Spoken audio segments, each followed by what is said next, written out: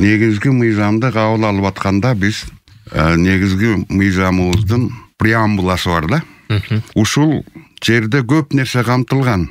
Ушул нерсени айтсак, биздин жалпы журтубузга түшүнүктүү болот деген ойдомун. Ошо преамбулада монтип жазылып турат. Биз Кыргыз Республикасынын эли өз тагдырыбызды өз алдынча чечүү укугун туу тутуп, укуктун үстөмдүүлүгүн, адилеттүүлүктү жана тең укуктуулукту камсыз кылуу максатында чыныгы элдик бийликтин негиздерин бекемдеп, ата бабабыздын аркын, салтын сактап, Айкөл Манастын осуяттарына таянып, бириндикте, тынчтыкта жана ынтымакта табият менен таттуу мамиледе жашоону улап, Кыргыз Республикасынын элинин укуктарын жана кызыкчылыктарын коргоп, мамлекеттүүлүктү сактоо жана чыңдоо үчүн майтарылбас эркти көрсөтүп, адамдын жана жарандын укуктарын жана эркиндиктерин коргоого жана урматтоого умтулууну ырастап, жалпы адамзаттык принциптерди жана баалуулуктарды таанып, социалдык адилеттикке, экономикалык бакубатчылыкка, билимге, илимге жана урухий өнүгүүгө умтулуп, элдин эркиндиги үчүн курман болгон баатырларды эсте сактап, азыркы жана келечек муундарынын алдында мекен үчүн жоопкерчиликти түшүнүп, ушул конституцияны кабыл алабыз деп башында ушул преамбула жазылып турат. Бул жалпы баягы түшүнүк. Жалпы түшүнүк. Ушул принциптерди, ушул айткан сөздөрдүн баарын анан кийин тастыктап кеткен анан биздин негизги мыйзамыбыз.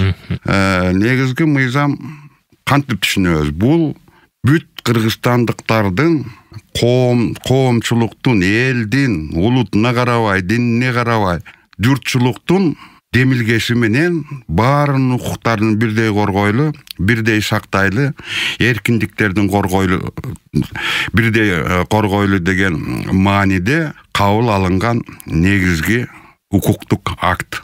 Бул ушул негизги законубуздун, мыйзамыбыздын 6-чы беренесинде да көрсөтүлүп кеткен. Мунун чеги жок. Бүт Кыргызстандын аймагында иштейт. Бардык мыйзамдуу актылардын үстүнөн үстөмдүк кылат. Бардык кабыл алып аткан адыр турмушубузда күндө колдонуп жаткан бардык мыйзамдарыбыз, укуктук актылар ушул негизги законубузга каршы келбеш керек.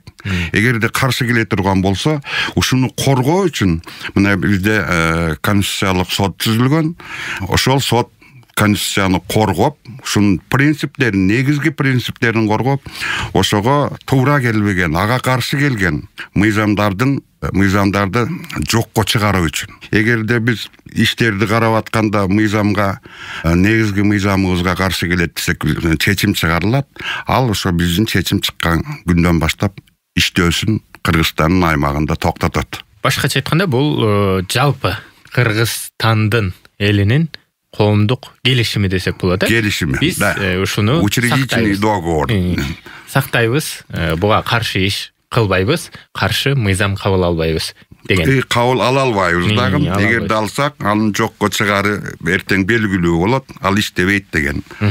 Өзүңүз билесиз, анан эгемендүүлүктү алгандан бери баш мыйзамыбыз бир канча өзгөрүүлөргө дуушар болду. Ошол канча жолу эмне себептерден дуушар болуп калды өзгөрүүгө? Кандай учурда баягы конституция өзгөрүүгө дуушар болот? Замандын агымына жарашабы? Эми адамзат өмүр бою изилденип келет. Жакшы жашоого умтулат, бакубатчылыкка жетсек керек деп аракеттенет. Ошол аракеттенүүлөрдүн негизги ушул уюндусу ушул биздин негизги мыйзамда турат. Мынакей бир канча жолу бийликтин формаларын алмаштырууга бардык. Президенттик башкаруу, парламенттик башкаруу деген. Биз изилденип келип өзүбүздүн элдин укугундай кулк мүнөзүнө жараша, өзүбүздүн жанагы экономикалык кандай абалда турганыбызга жараша ушундай өзгөртүүлөр болуп атат. Мунун үзүрүн да көрүп атабыз, жакшылыгын да көрүп атабыз. Анан эң негизгиси бул жерде адамдын укугу жана эркиндиги эч адамдан ажыратылгыс деген принцип канча жолу ошондой өзгөртүүлөр киргизилди, алмашылды. Ушул принцип сакталып келип атат. Себеби мамлекет адам үчүн түзүлгөн.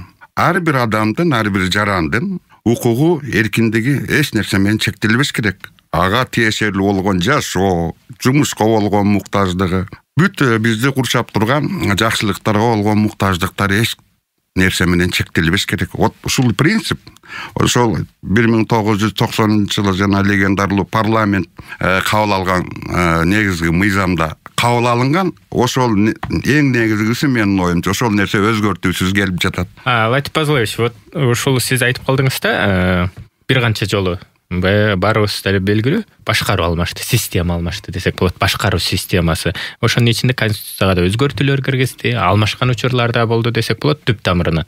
Анан конституция үчүн, укуктук мамлекет куруш үчүн ошол конституция башкаруу системасы маанилүү, конституцияга өзгөртүү киргизип атпайбызбы? Президенттик деп атабыз, парламенттик деп атабыз, дагы башка.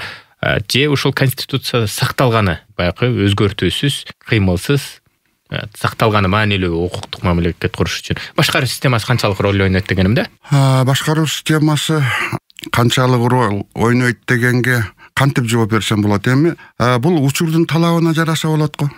Учурдун талабына, элдин мүдөөсүнө биз мурда парламенттик деп көрдүк. Ал биздин менталитетке туура келбей калдыбы, эмне үчүн өзгөрүлүп кетти, аны эми дагы тарых көрсөтөт, убакыт көрсөтөт. Но азыркы талапка жараша биздин ушул чакал мамлекетибизге, эгемендүү мамлекетибизге азыркы башкаруу системасы төп келсе керек. Ошол муктаждык келип жеткенде ушундай өзгөртүүлөр болуп атат. Башкача айтканда, кандай башкаруу болсо дагы конституция сакталыш керек. Сакталыш керек, бузулбаш керек. Эч качан бузулбаш керек.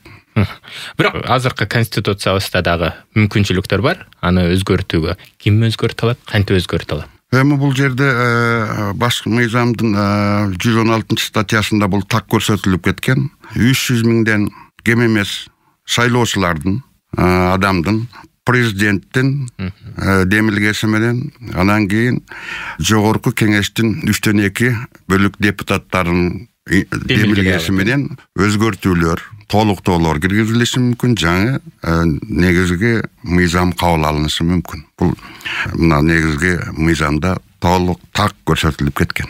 Буга чейинки конституцияны эске ала турган болсок, анда баягы өзгөртүү киргизүүгө мүмкүндүк жок деген нерсе болуп калган. Ошондой мүмкүнбү? Мисалы, биз баягы мисал келтирип келебиз. Американын конституциясы качан эле кабыл алынган, өзгөртүү саналуу эле жолу киргизилген, бирок ошол эле учурда Францияныкында келтирип келебиз. 100 канча жолу өзгөртүү киргизилген, алмашылган деди да. Негизи конституцияны өзгөрүп турушу бул баягы нормалдуу эле көрүнүшпү? Конституцияны өзгөртүп турулушу турмуш өзгөртүп атпайбы? Адамдын аң сезими өсүп атат, алардын муктаждыктары өсүп атат, алардын дүйнөгө болгон көз карашы, жашоого болгон көз карашы өзгөрүлүп жатат, өсүп жатат жакшы жака. Мыйзам ошондой бир жакшы жака өзгөртүүлөргө тоскоолдук жасабаш керек. Менимче туура эле болот.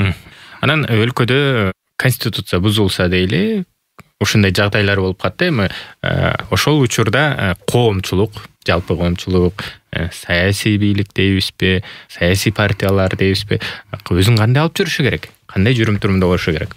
Биринчиден, бул негизги мыйзам вообще бузулбаш керек. Такыр бузулбаш керек. Бул бузулса, ошол эл менен дагы кеңешип, жана референдум деп атпайбызбы? Референдум аркылуу эл менен кеңешип, жанагы ийирип отуруп, түз кеңешип туруп, тынчтык жол менен бир эл менен макулдашып алып, элдин мүдөөсүнө жетиш үчүн анда ошондой бир бузуулар өзгөртүүлөр болушу мүмкүн. Ошон үчүн 116-статьяда көрсөтүлүп турат. Эгерде бул мамлекеттин өнүгүшүнө, турмуштун жакшы жакка бурулушуна тоскоолдук кыла турган болсо, өзгөртүлүүгө жатат. Ушундай жол менен өзгөртүүлөргө жатат деп туруп көрсөтүлүп турат. Аны эми конституцияны бузганга эч кимдин акысы жок, укугу да жок.